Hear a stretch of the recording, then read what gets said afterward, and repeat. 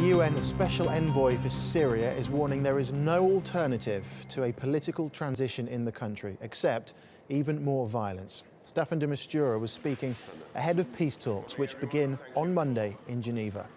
Both sides in the conflict have arrived for the negotiations, which are the result of a major diplomatic push by the United States and Russia. But over the weekend, the Syrian regime entrenched its position, saying the future of Bashar al-Assad is not negotiable. We are counting and using those task forces in order to contribute to make sure that the talks are focusing on the real issue.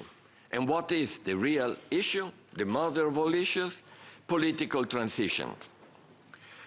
Therefore, the task forces can be extremely helpful in actually addressing those issues which in a way are potentially deflecting for the focus on the political process. The alternative, some people call it Plan B, as you know. Well, as far as I know, the only Plan B available is return to war, and to even worse war than we had so far. Well, Jon Brain is following the talks from Geneva and he joins us now. Jon, is there optimism or scepticism where you are that these talks will finally bring results? Well, I think there's a cautious optimism, and the reason for that is the current cessation of hostilities, which has reduced the violence by some 90% in Syria. Now, that's a big difference from when the talks were held here last time, when they collapsed, because it was the continuing violence, the airstrikes, etc., which really derailed the talks before they'd even begun.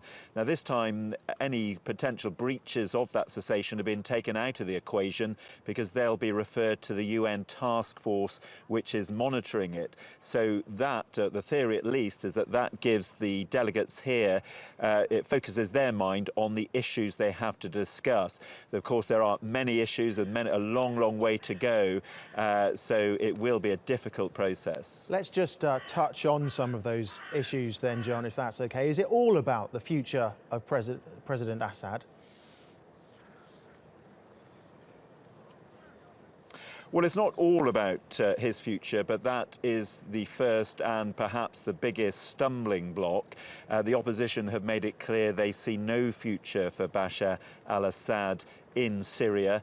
The regime have said they see no decision to talk about. They won't even consider negotiating his future. They say that's something for the Syrian people in elections. They say that won't be imposed upon them by the outside world. So that is a major hurdle.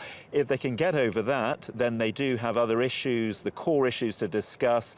These include a transitional government, they include a new constitution for Syria, and they include elections within 18 months. So plenty to talk about if they can overcome the issue of Bashar al-Assad. OK, Jon, thank you very much. Jon Brain there in Geneva.